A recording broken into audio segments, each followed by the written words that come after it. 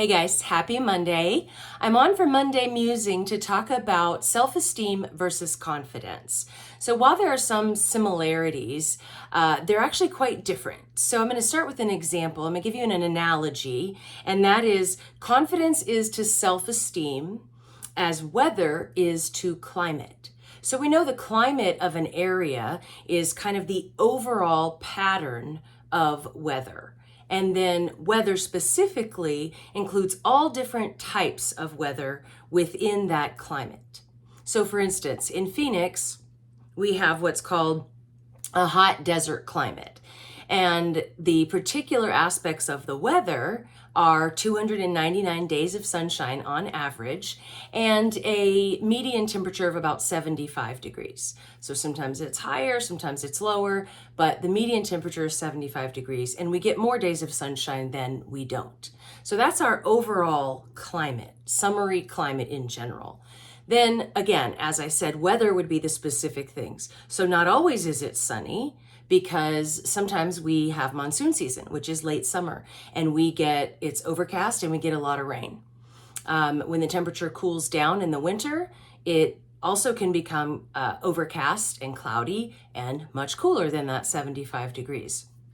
So climate is a pretty general assessment of the weather patterns, and then weather is very specific elements that can vary across a climate. So if we look at an example, self-esteem and confidence. So I have an underlying good sense of self-esteem in general, right? I'm pretty confident about being a psychologist specifically. I went to school forever for it. I've been doing it for a really long time, learned a lot. I've written, I've lectured, lots of experience. Now, if you sat me down in front of a drafting table and said, we need you to draft the plans for this building. I think it's all computerized nowadays, but you get what I mean. If you said, hey, this is what we need you to do, I wouldn't have great confidence in my ability to do that. I've never done that before. I wouldn't know the first thing about doing it. Now, the difference here is if I have a reasonable underlying sense of self-esteem, that means that, okay, if this is what I have to do, I'm going to buckle down and I believe in my ability to figure out what I need to know in order to do that.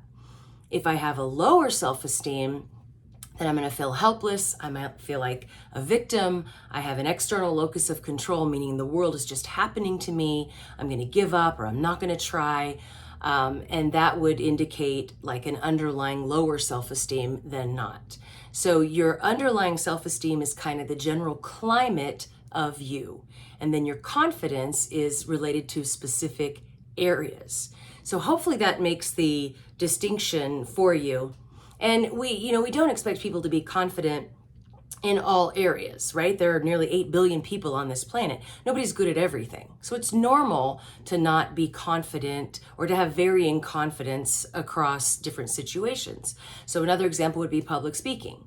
Okay, well, I've done quite a bit of public speaking, so I have a reasonable confidence about that. But depending on what I'm speaking and who I'm speaking to and where it is and all of that, I might have a little more anxiety in some situations than others. Or if it's a topic I've never lectured on, then I'm going to have more anxiety and maybe a little less confidence about that than something I've done multiple times.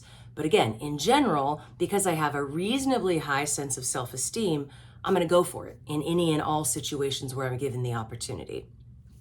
So when you're not good at something and you have a reasonable self-esteem, you believe in your ability to figure it out. When you are not good at something and you have a low self-esteem, there's a lot more doubt, maybe helplessness, self-victimization, things like that. So hopefully this makes sense, this distinction. If I can clarify further or if you have specific questions, pop those in the comments or send me a message. Thanks for watching and have a great week.